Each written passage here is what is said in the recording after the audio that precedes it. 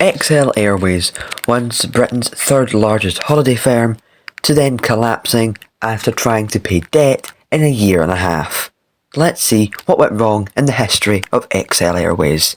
XL Airways was started on the 18th of October 1994 but didn't start operations until the 29th of December 2000 after mergers of one of their other airlines, Sabre Airways.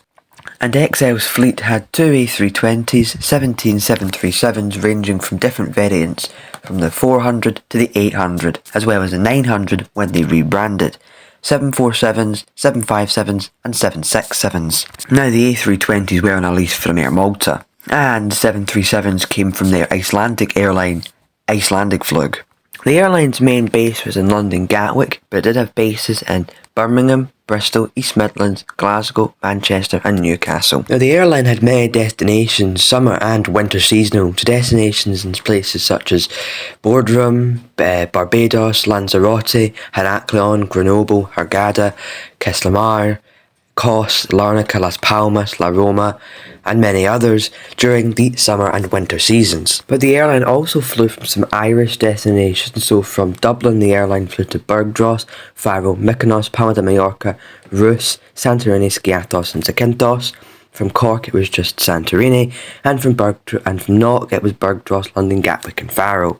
Now, from the year 2000 it had been pretty much stable until the year of 2006, when that started to prove some difficult times for XL Airways. But just before the airline's rebrand in 2006, the airline did acquire Air Atlanta Europe, which briefly seen them take over 3 747s. But shortly thereafter, on the 23rd of November 2006, the old XL Airways would be rebranded and branded as the new XL Airways, with the name literally just be called XL Airways instead of the EXCEL that it had originally been called before. Now, this rebrand would see some significant changes to the fleet of XL Airways, with a few 747s being, of course, taken away from the fleet, leaving them with just one, which of course would be phased out later.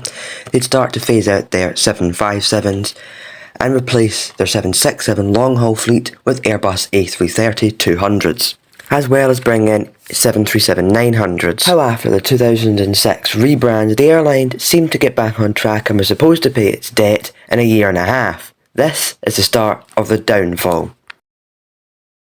Now, after the airline's rebrand in 2006, it was going well and it looked like the airline moved back to profitability and to start and continue to be Britain's third largest holiday firm, but this would start to see signs of trouble. Now, in 2007, the airline had been doing well, bringing in 737-900s and of course A330s to modernise their long-haul fleet and phasing out 757s and 767s again for fleet modernisation into the new generation and modern world of aviation.